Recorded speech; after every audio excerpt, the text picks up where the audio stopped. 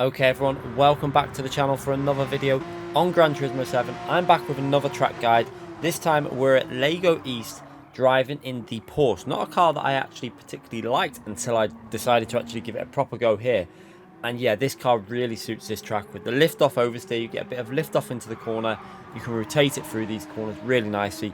And you can do some really fast lap times. Also for the race, this car is the car to use for me personally. The Mercedes is also pretty good. In terms of strategy for the race, you're probably best doing 9 to 10 laps on the hard tyre. I recommend starting on the hard tyre and then doing 5 or 6 laps on the medium as your second stint. That seems to be the better way to do it, because if you start on the medium, you end up having to pit early and putting yourself in a lot of traffic, so bear that in mind. But yeah, we're going to go through a track guide to try and find you as much time as possible.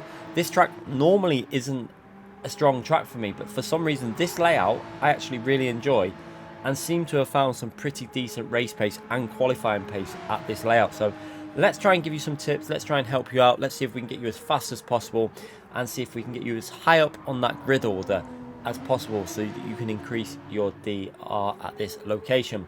So yeah, let's start the track guide. Let's go into trying to get you as much time off this lap as possible. So starting the lap, you're obviously on the countdown on the final corner. Now, one thing I will say is if you start your lap, if you do another lap after this, you will actually be a little bit faster over the line and gain a fraction of a time, so bear that in mind.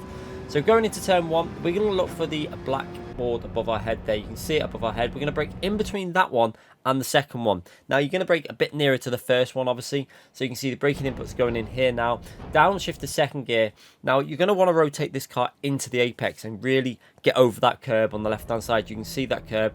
We're going to see trail braking into the curb, off the brakes, and then you see your left hand tyre using the full width of that curb on the left there. You can see actually skimming the right on the left hand side.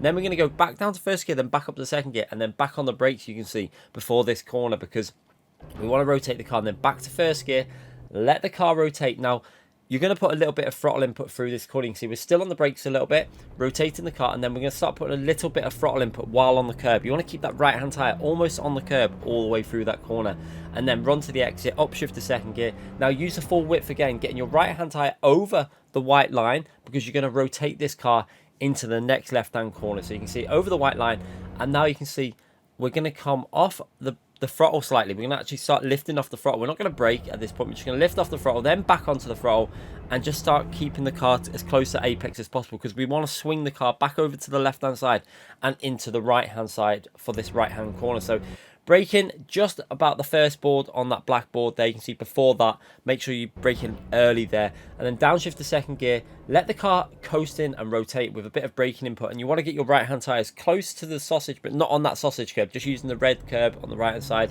and then on the throttle nice and early, using the full width for the track. You can see upshift to third gear and just about keeping the right hand tyre on the curb. If you go too far off, you'll get dirty tyres, but that just about keeps the car on the grip. So into next braking zone, I use the end of this little grey tarmac on the left hand side as a reference. Now I'm going to brake just past that, so as we go past it, braking inputs going in. Now be careful of the way the car reacts in the brakes on this point. This is why I'm putting a tiny bit of throttle in. You can see always a little bit of throttle in the brakes as we're going through the braking zone there, and then upshift, then in second gear, on the accelerator aggressively as we go through the apex of the corner, and carrying the speed all the way up the hill now into this really fast flowing left then right. So you can see I use the start of the curb on the right side again as a reference. Now we're going to brake just past that, so you're going to keep an eye on it, onto the brakes, and use the full width of the curb to throw the car in. You can see my right hand tyre onto the curb, downshift to third gear, and again be careful of the car, it will start rotating into this corner. And you can see I actually get a little bit of over rotation there, but what I do is keep that left hand tyre right on the edge of the curb there. You can see using the full amount of track, and on the throttle super early. You've got to get on the throttle early and do not lift. Stay in fourth gear through here, upshift to fourth before you get to the curb, and keep your foot on the throttle. So you can see using the tarmac on the right hand side there, straightening the line as much as possible. Now at this point, you're going to start lifting ever so briefly before that grid position on this corner, and then on the throttle all the way through it, flat out in fourth gear. Don't lift.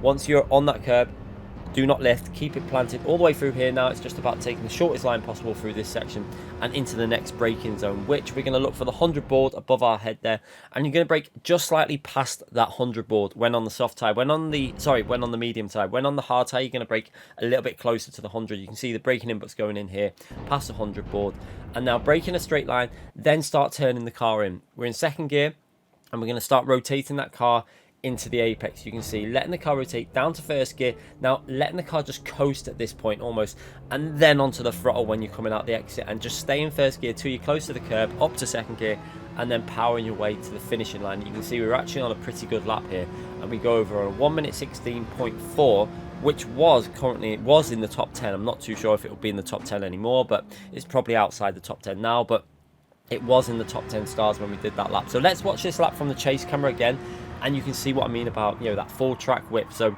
using the curb on the left hand side there, then using first gear to rotate it into this corner. You can see that little downshift to first, rotates the car through, upshift to second early, just in time there that we didn't run wide. Using the track width again, using the curb, getting the car back over to the left, swinging it into the right hand side, onto the curb on the right, on the throttle now. Look at this, all the way, just about keeping the car on the track limits there.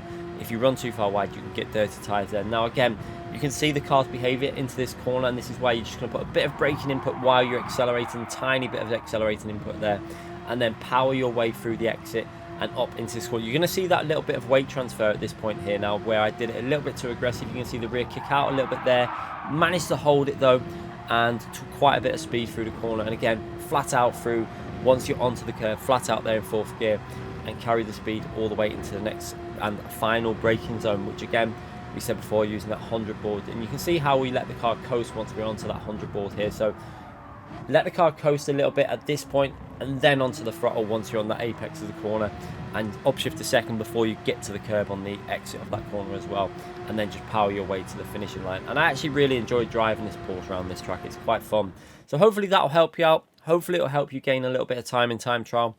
And hopefully it'll help you in the race pace as well, because most of what you've learnt there should be able to be used for the race as well. I'll be back with more of these track guides and other videos and live streams in the future, so make sure you subscribe and hit that like button. Bye everyone.